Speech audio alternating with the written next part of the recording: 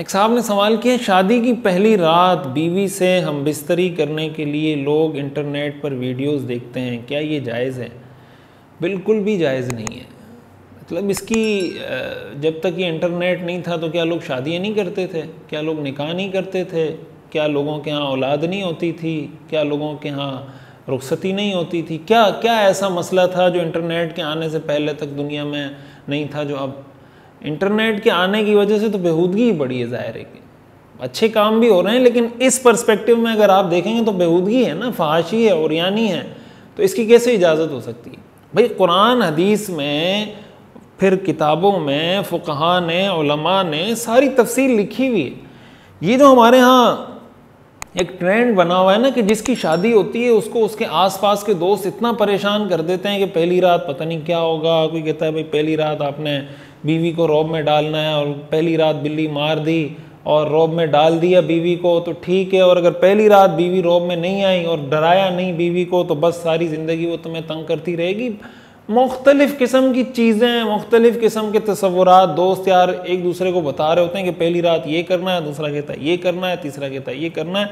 आदमी को अपनी मर्दानगी पर और अपनी ज़िंदगी पर ही शक होने लगता है कि पता नहीं मैं मर्द भी हूँ या नहीं।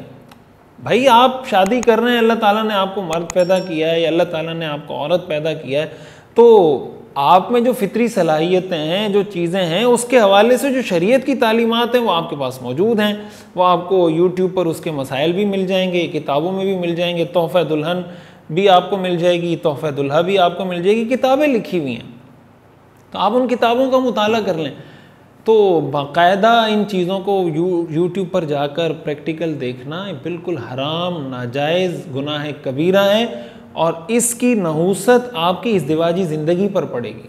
यानी अगर आप अपनी इज़्दिवाजी ज़िंदगी को इसके साथ जोड़ देते हैं, अल्लाह बचाए, अभी तो ये सूरत हाल हमारे यहाँ लोगों की होती जा रही है इंटरनेट का आदी होने की वजह से। आप तो पहली रात की बात कर रहे हैं, बहुत सारे लोग ऐसे हैं मियाँ बीवी कि वो एक दूसरे से जब भी मिलते हैं उससे पहले वो फौश वीडियोस देखते हैं, उसके बाद एक दूसरे से मिलते हैं।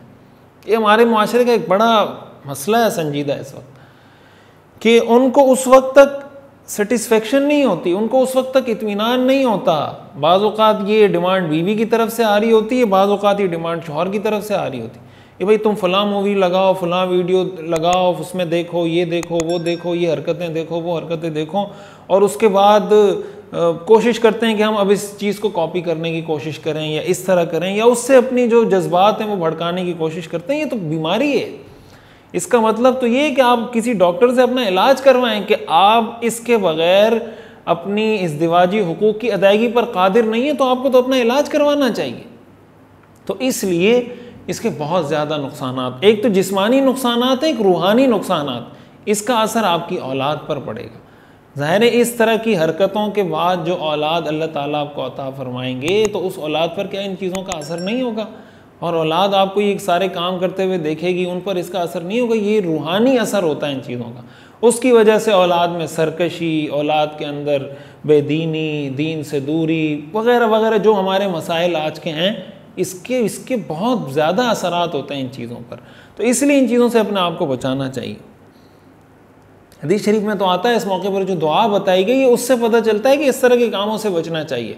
अल्लाहुम्मा जन्निबना शैतान व जन्निबि शैतान मा रज़क़तना, कि अल्लाह हमें भी शैतान से बचा, और जो रिज़्क़, जो औलाद आप हमें अता करेंगे उसको भी शैतान से बचा। तो अगर उस मौके पर ही आदमी खुद शैतान वाले काम कर रहा हो, तो फिर उसके ज़ाहिर शैतानी असरात उस पर और उसकी औलाद पर यकीनन मुरतब होंगे। इसलिए इससे अपने आप को बचाना चाहिए। एक साहब ने सवाल किया, मुफ्ती साहब क्या हम ऐसे मुसलमान भाई के साथ खाना खा सकते हैं जिसकी कमाई हलाल और हराम दोनों पर मुश्तमिल हो? देखें, हलाल और हराम दोनों पर अगर मुश्तमिल है और आपको पता है कि हलाल कमाई भी है, हराम कमाई भी है, तो बिल्कुल आप उसके साथ खाना खा सकते हैं। आपके हक़ में उसके बारे में यही समझा जाएगा कि आपको उसने जो खिलाया है वो हलाल से खिलाया है, और बाकी जो हराम का उसकी कमाई है वो आपके हक़ में तसव्वुर शुमार नहीं होगी। इसलिए बिल्कुल खा सकते हैं, इसमें गुंजाइश है इसकी।